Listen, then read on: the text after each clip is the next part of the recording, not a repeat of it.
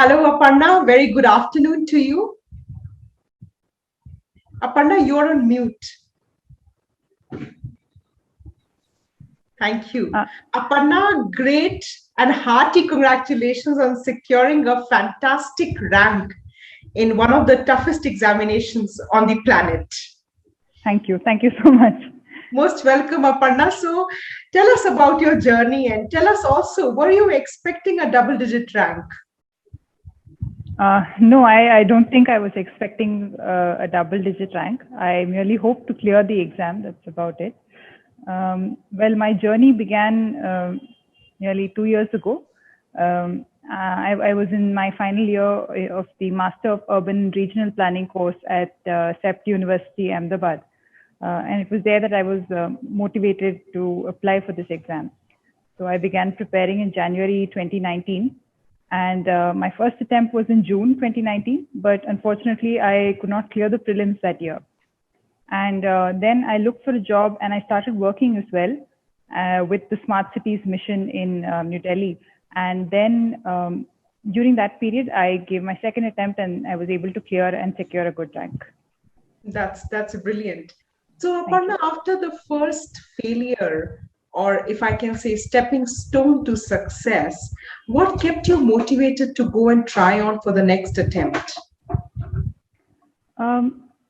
So when I was preparing for my second attempt, I knew that it would be my final one. This was not because of age or because I had used my attempts, but merely because I knew that I would try to do something meaningful in the social sector, whether it was in the IAS or not. So with that mindset, I knew that I had to give the best shot possible for this last attempt. And so that kept me motivated. Brilliant. And Aparna, how was the academy, particularly VNK Academy, instrumental in your success? I came across VNK Academy on Telegram during my interview preparation. I think it was in the month of April. And so I contacted you for a mock interview. And the mock interview was very helpful because the panel members were very senior or retired officers, and they gave me some very valuable inputs. And that helped me in the final day. Sure. We're very glad that the Academy was helpful for your brilliant success. Now, let us talk a little about the various stages of the examination. Now, what are the do's and don'ts that you would like the future aspirants to remember and guide them accordingly for prelims and for mains and for interview? So I think for prelims, at least, it's very important to keep the syllabus in mind and to keep referring to the previous year questions as frequently as possible. Because every year, although it seems very different and very new, the prelims paper, it draws a lot from the previous year's papers as well.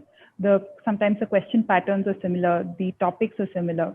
So someone who has deeply analyzed and practiced the previous year papers, especially for the last 5 years, will be able to attempt this year's paper as well. And for mains, I would recommend sticking to the basic books that all the institutes recommend, and just focus on practicing writing and finishing the paper on time. For me, I think what worked was that I made sure to attempt every single question in every single paper. And perhaps that has added to my mains marks. What about interview? How was your experience in interview? What were the questions asked and how did you tackle them?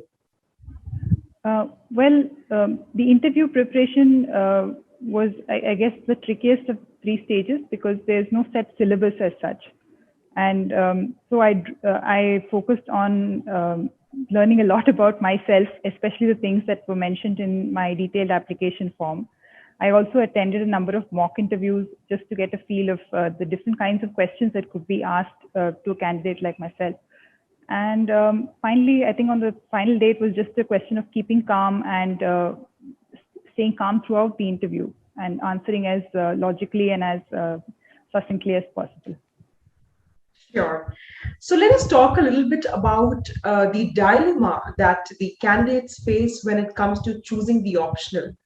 Now, in your case, you belong to a background with architecture, and you chose, I think, anthropology as your subject.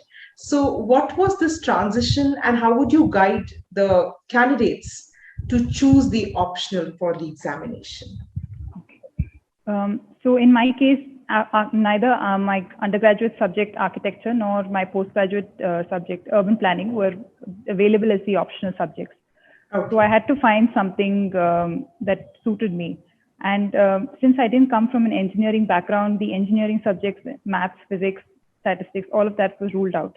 It was just limited to mostly the humanities. And there I made the choice between anthropology, political science and international relations, and sociology. Of these three subjects, I found anthropology had the perhaps the shortest syllabus, and I also had access to some material. So I chose anthropology. Okay. And how long was the preparation for the subject, answer writing? At what stage should a candidate actually start practicing answers? Well, anthropology in particular, I studied for about 3 months before I began my prelims preparation in Jan 2020. And I think that much was sufficient for me to practice answer writing and also cover the syllabus entirely. But for the general studies paper, my answer writing practice began only after my prelims. This was because I was quite confident that I could write the answers. I've always had this habit of writing and I enjoy writing. So that was not the most difficult part for me. Okay. So Aparna, what was your schedule like? How many hours did you devote to your preparation every day? And were you working while you were, I think you were studying while you were preparing.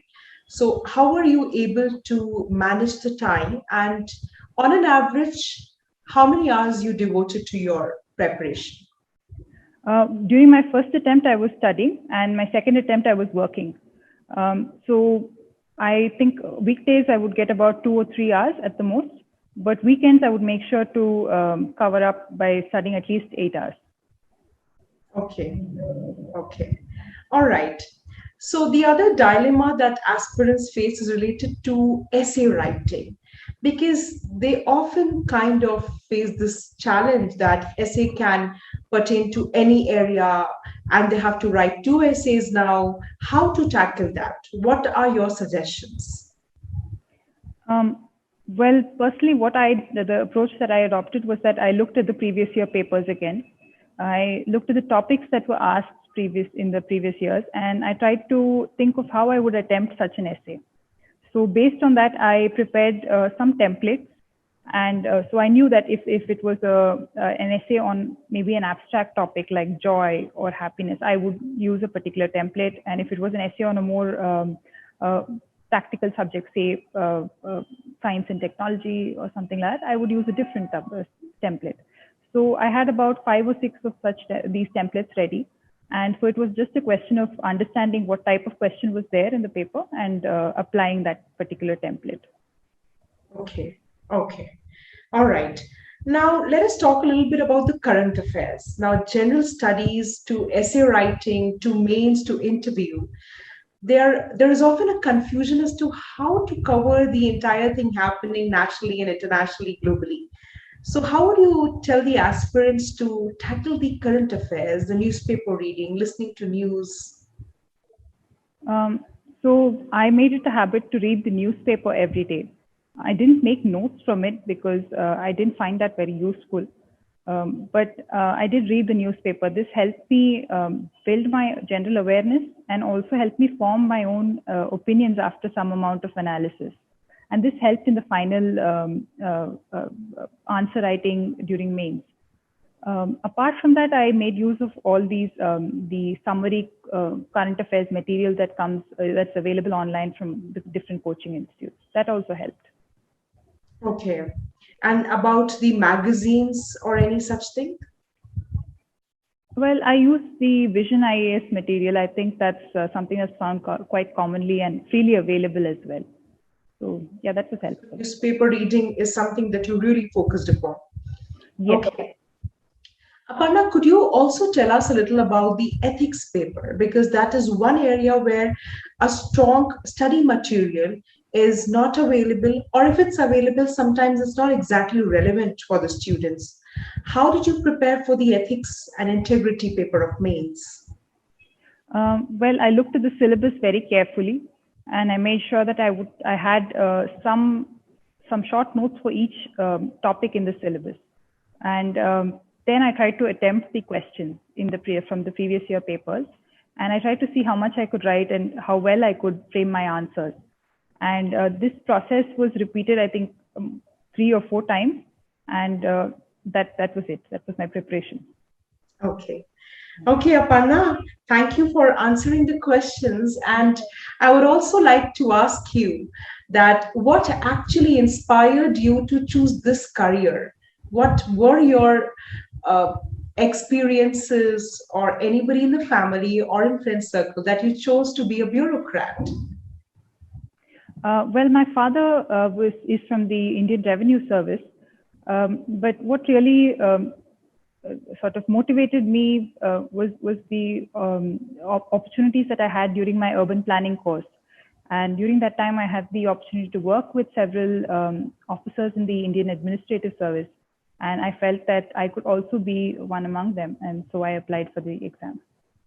All right. Okay, Aparna, I won't keep you for long here, because I'm sure there is a lot of celebration going on in your neighborhood, in your family, and this is a time you should be involved. But last question is, what is the specific message that you would like to give to the aspirants, especially those who reach the mains, reach the interview, but are missing it by a mark?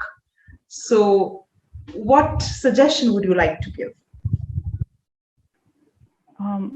Well, I would like to tell them that yes, the IAS is, or whichever service that they aspire to be a part of, is definitely a dream that each one of us holds dear, and we must work hard to achieve it. But there are also several more opportunities beyond the services. So I would encourage them to look at those as well and go explore those opportunities too. Sure, sure. Thank you very much, Aparna. Thank you for giving us time, and we are extending our heartfelt congratulations on this resounding success. Your hard work and your determination is an inspiration to many others. We will keep in touch, and we wish you a lot of success in your future endeavors. Thank you very much. Thank you so much, ma'am. Thank you. Thank you.